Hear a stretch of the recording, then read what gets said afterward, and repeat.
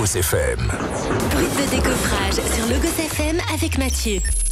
Votre rendez-vous rénovation et construction en partenariat avec la Fédération française du bâtiment.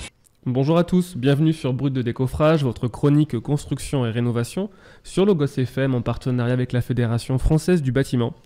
Aujourd'hui, je reçois François Bressolette, le dirigeant de Bigler, Biborn et le président du réseau Coborn. Bonjour François. Bonjour Mathieu. Dites-moi, en ces temps de crise énergétique, on parle beaucoup des véhicules électriques et derrière les véhicules, forcément, on va parler des bornes pour les recharger. Dites-moi, qu'est-ce qu'une borne IRVE ? Alors IRVE, ça veut dire infrastructure de recharge pour véhicules électriques. Une infrastructure, c'est ce qui pourra comporter plusieurs points de charge, plusieurs bornes. Donc effectivement, on va pouvoir avoir des bornes de recharge qui peuvent être installées à la fois chez des particuliers, dans des entreprises, mais également dans des immeubles collectifs ou alors sur la voie publique. Justement, nos auditeurs peuvent vivre dans une maison individuelle, peuvent vivre dans une copropriété. Comment je charge mon véhicule en fait dans une copropriété ?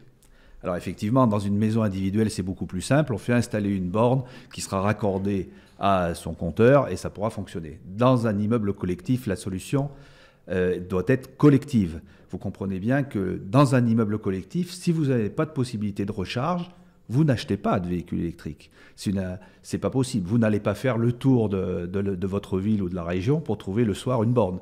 Donc effectivement, il y a maintenant des possibilités d'installer des infrastructures collectives qui permettront à chaque propriétaire ou locataire de pouvoir avoir une borne de recharge et surtout de recevoir une facture individualisée. Vous pensez bien que dans un immeuble collectif, ceux qui n'ont pas de borne ne souhaitent pas payer l'électricité des autres.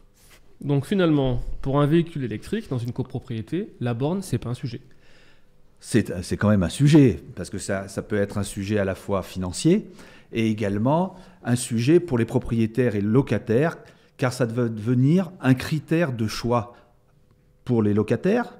Un jeune couple qui s'installe va vouloir chercher l'immeuble collectif qui lui permettra d'avoir un véhicule, de brancher son véhicule électrique, mais également pour les propriétaires, ça risque bien d'être un sacré problème s'il n'y a pas une infrastructure collective dans l'immeuble pour revendre leur appartement.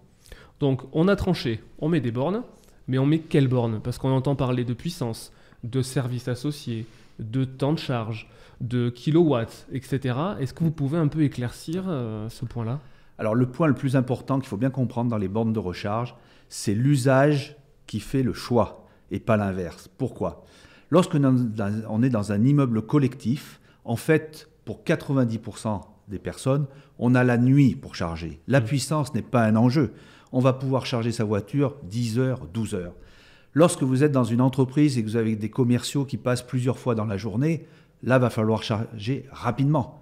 Ça va être un impératif. Et c'est ça qui va faire qu'on va avoir des charges relativement faibles dans les immeubles et dans les maisons individuelles, et par contre de la charge rapide pour les entreprises, et encore plus sur les réseaux d'autoroutes et les réseaux de stations-service. Un petit focus sur les entreprises. On parle souvent des bilans RSE des entreprises.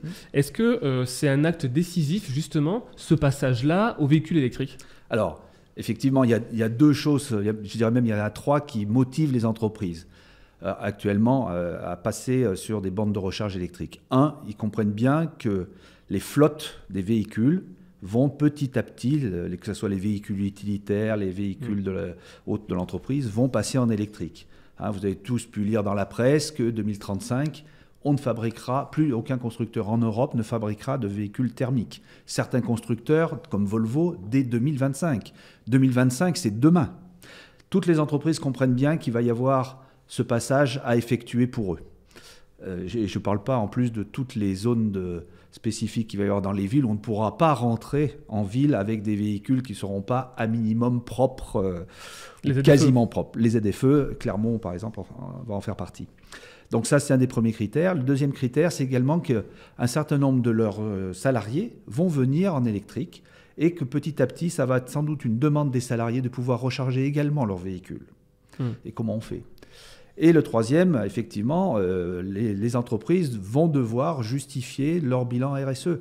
Comment on justifie le bilan RSE ? Il va falloir démontrer qu'avec la flotte de véhicules électriques, on fait des économies de carbone et il va falloir le prouver. Et donc, il va falloir récupérer les données. Donc, vous voyez, pour les entreprises, les enjeux ne sont pas les mêmes.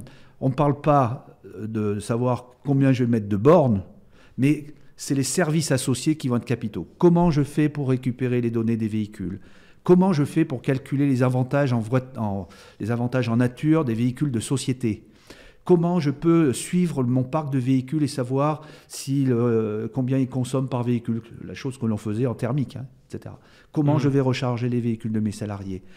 Quand j'ai des clients, est-ce que je leur offre la possibilité de se charger ?